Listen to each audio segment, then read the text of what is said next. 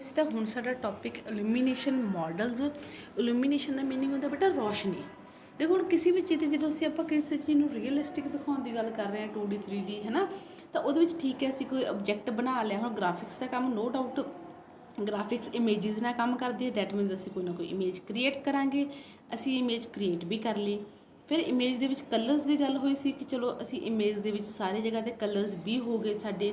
ठीक है, हुण गल आउंदी है लाइट की कि सपोज करो आप एक लाइट सोर्स दिखा रहे हैं बेटा, इधरों आप लाइट सोर्स दिखा रहे हैं। ठीक है, तो जे इधरों लाइट सोर्स पै रही है तो इस चीज़ नूं थोड़ा जिहा रियलिस्टिक लुक देने के लिए ਇਹਦਾ कलर हर जगह तो इक्को जिहा तो नहीं दिखूगा, हर जगह तो लाइटिंग इफैक्ट इक्को जिहा तो नहीं दिखूगा, है ना।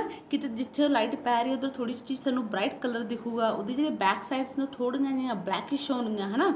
इदां करके जिहड़े कलर्स ने तो ये मॉडल्स ये चीज़ां डिसाइड करन दे विच हैल्प करदे ने कि किन्नी इंटैंसिटी किसी सरफेस ते पै रही है लाइट दी। क्लीयर है वेट ओके। तो इल्यूमीनेशन मॉडल्स नूं यूज़ किया जाता है to calculate intensity of light that we see at a given point on the surface of object.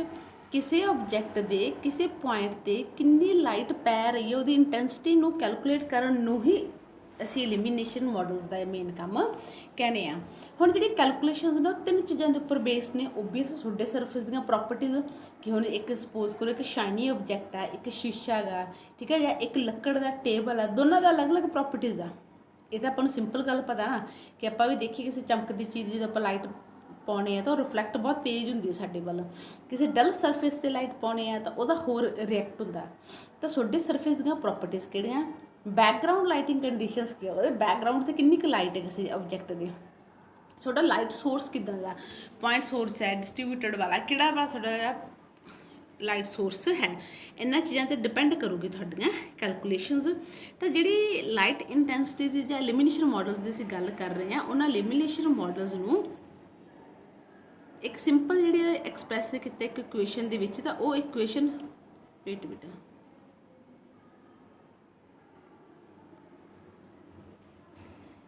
तो इत्थे जिहड़ी असीं कैलकुलेशनस की गल की है उन्होंने इस फॉर्मूले दे नाल असीं रिप्रजेंट करते हैं इल्यूमीनेशन इक्वेशन नूं।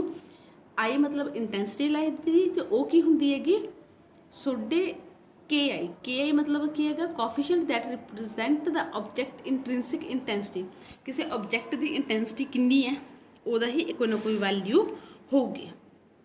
तो हुण जिहड़ा साडा मेन आ रहा तीन तरह के मॉडल्स होंदे ने साडे कोल, एंबीएंट, डिफ्यूज ते स्पैकुलर। सब तो पहले एंबीएंट लाइट दे विच गल करगे जे असीं, बट उस तो पहला एक चीज़ की है कि देखो जदों भी लाइट आ साडी बेशक लोकली है या ग्लोबली है, मतलब एक आप डायरैक्ट पा रहे हैं लाइट, है ना, एक असीं डायरैक्ट नहीं पा रहे, बट फिर भी वो आसे पासे के किसी एरिया के विच भी थोड़ा जिहा उहदा इफैक्ट रहिंदा ना, क्योंकि आसे पासे लाइट रिफ्लैक्ट हो के भी सानूं कई बार कोई चीज़ दिखती है, हालांकि असीं उस ते लाइट पा नहीं रहे, तो वह हुंदी तुहाडी ग्लोबली।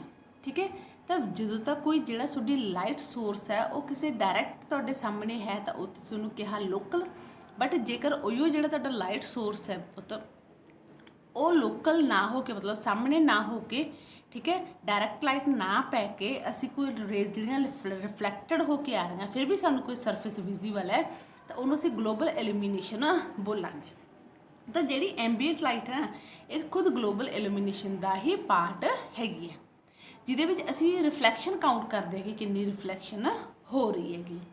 हुण असीं की गल कीती सी कि ऑब्जैक्टिव देखो कहते विजिबल है, ईवन बेशक वो डायरैक्ट लाइट सोर्स के सामने नहीं हैगा, क्योंकि आसे पासों लाइट रिफ्लैक्ट होके आ रही है तां भी वो सानूं चीज़ दिख रही है, उसी नूं ही असीं एंबीएंट लाइट या बैकग्राउंड लाइट बोलिया।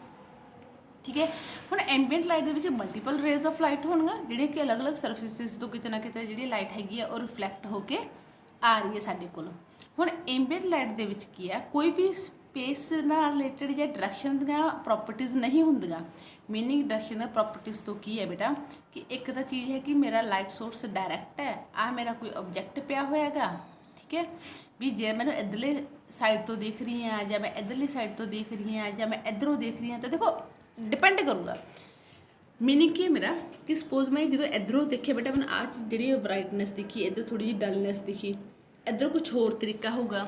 ਤਾਂ ਐਂਬੀਐਂਟ ਦੇ ਵਿੱਚ ਇਹ ਵਾਲੀਆਂ ਚੀਜ਼ਾਂ ਨਹੀਂ ਹੁੰਦੀਆਂ, ਕਿਉਂਕਿ ਡਾਇਰੈਕਟ ਲਾਈਟ ਸੋਰਸ ਦੇ ਵਿੱਚ ਤਾਂ ਉਹ ਆਬਜੈਕਟ ਹੈ ਹੀ ਨਹੀਂਗਾ। ਇਸ ਕਰਕੇ ਰਿਫਲੈਕਟਡ ਰੇਜ਼ ਆ, ਰਿਫਲੈਕਟਡ ਰੇਜ਼ ਸਾਰੇ ਪਾਸੇ ਇੱਕੋ ਜਿਹੀਆਂ ਆ ਹੀ ਰਹੀਆਂ, ਤਾਂ ਕਰਕੇ ਕੋਈ ਫਰਕ ਨਹੀਂ ਪੈਂਦਾ, ਉਹਨੇ ਉਨਾ ਹੀ ਰਹਿਣਾ। ਐਂਬੀਐਂਟ ਲਾਈਟ ਨੇ ਕੋਈ ਫਰਕ ਨਹੀਂ ਪੈਂਦਾ ਕਿਸ ਜਗ੍ਹਾ ਤੋਂ, ਕਿਸ ਡਾਇਰੈਕਸ਼ਨ ਤੋਂ ਜਿਹੜੀ ਤੁਸੀਂ ਦੇਖ ਰਹੇ ਹੋ ਕਿਸੇ ਆਬਜੈਕਟ ਨੂੰ। ਤਾਂ ਕਰਕੇ ਅਸੀਂ ਕਹਿੰਦੇ ਕਿ ਜਿਹੜੀ ਐਂਬੀਐਂਟ ਲਾਈਟ ਹੈਗੀ ਆ ਇਹ ਤੁਹਾਡੀ ਸਾਰੀ ਡਾਇਰੈਕਸ਼ਨਸ ਦੇ ਵਿੱਚ ਹੀ ਯੂਨੀਫਾਰਮ ਰਹਿੰਦੀ ਹੈ। ਤੇ ਐਂਬੀਐਂਟ ਲਾਈਟ ਨੂੰ ਜਿਹੜੇ ਅਸੀਂ ਕੈਲਕੂਲੇਸ਼ਨ ਉਹ ਸਾਡੀ ਕੀ ਹੁੰਦੀ ਹੈਗੀ, ਉਹ ਹੁੰਦੀ ਸਾਡੀ IAKA। AM ਮਤਲਬ ਐਂਬੀਐਂਟ ਲਾਈਟ ਦੀ ਇੰਟੈਂਸਿਟੀ। ਤਾਂ ਉਹ ਸਾਡੀ ਕਿੰਨੀ ਹੋਊਗੀ, ਇੱਕ ਤੁਹਾਡੀ ਰਿਫਲੈਕਸ਼ਨ ਕੋਐਫੀਸ਼ੀਐਂਟ, ਤੇ ਦੂਸਰੀ ਤੁਹਾਡੀ IA ਮਤਲਬ ਤੁਹਾਡੀ ਇੰਸੀਡੈਂਟ ਲਾਈਟ, ਜਿਹੜੀ ਲਾਈਟ ਪੈ ਰਹੀ ਹੈ ਤੇ ਕਿੰਨੀ ਰਿਫਲੈਕਟ ਹੋ ਰਹੀ ਹੈ। ਇਹਨਾਂ ਦੀ ਕੈਲਕੂਲੇਸ਼ਨਸ ਨਾਲ ਅਸੀਂ ਐਂਬੀਐਂਟ ਲਾਈਟ ਨੂੰ ਕੈਲਕੂਲੇਟ ਕਰਦੇ ਹਾਂਗੇ। ਇਹ ਪੁਆਇੰਟ ਆਲਰੇਡੀ ਆਪਾਂ ਕਰ ਚੁੱਕੇ ਹਾਂਗੇ। ਤਾਂ ਜਿਹੜੀ ਇੰਟੈਂਸਿਟੀ ਹੈ ਰਿਫਲੈਕਟਡ ਲਾਈਟ ਦੀ, ਹੁਣ ਦੇਖੋ ਅਸੀਂ ਇਹ ਕਹਤਾ ਕਿ ਜਿਹੜੀ ਤੁਹਾਡੀ ਐਂਬੀਐਂਟ ਰਿਫਲੈਕਸ਼ਨ ਆਊਗੀ ਉਹ ਯੂਨੀਫਾਰਮ ਹੋਊਗੀ, ਕੋਈ ਡਿਪੈਂਡ ਨਹੀਂ ਕਰੂਗਾ ਕਿ ਉਹ ਕਿਸ ਜਗ੍ਹਾ ਤੋਂ ਅਸੀਂ ਦੇਖ ਰਹੇ ਹਾਂ, ਹੈ ਨਾ, ਇੰਡੀਪੈਂਡੈਂਟ ਹੋਊਗੀ ਸਪੇਸ ਤੇ ਡਾਇਰੈਕਸ਼ਨਸ ਦੇ। ਬਟ ਰਿਫਲੈਕਟ ਲਾਈਟ ਕਿੰਨੀ ਹੋ ਰਹੀ ਹੈ ਇਹ ਡਿਪੈਂਡ ਕਰੂ ਤੁਹਾਡੇ ਸਰਫੇਸ 'ਤੇ।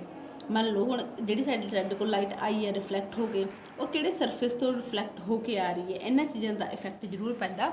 ਬਟ ਜੇ ਅਸੀਂ ਐਂਬੀਐਂਟ ਲਾਈਟ ਦੀ ਗੱਲ ਕਰੀਏ ਤਾਂ ਐਂਬੀਐਂਟ ਦਾ ਹੁਣ ਟੌਪਿਕ ਜੇ ਮੈਂ ਬਾਈਂਡ ਅਪ ਕਰਾਂ ਬੇਟਾ, ਤਾਂ ਅਸੀਂ ਕੀ ਕਵਾਂਗੇ ਕਿ ਕਈ ਵਾਰ ਸਾਨੂੰ ਆਬਜੈਕਟਸ ਬਿਨਾਂ ਡਾਇਰੈਕਟ ਲਾਈਟ ਪਾਏ ਵੀ ਵਿਜ਼ੀਬਲ ਨੇ, ਕਿਉਂਕਿ ਉਹ ਆਸੇ ਪਾਸੇ ਦੀ ਜਿਹੜੀ ਰੋਸ਼ਨੀ ਹੈਗੀ ਆ ਉਹਦੀਆਂ ਰਿਫਲੈਕਸ਼ਨਸ ਕਰਕੇ ਵੀ ਸਾਨੂੰ ਕੋਈ ਚੀਜ਼ ਦਿਖਦੀ ਹੈ।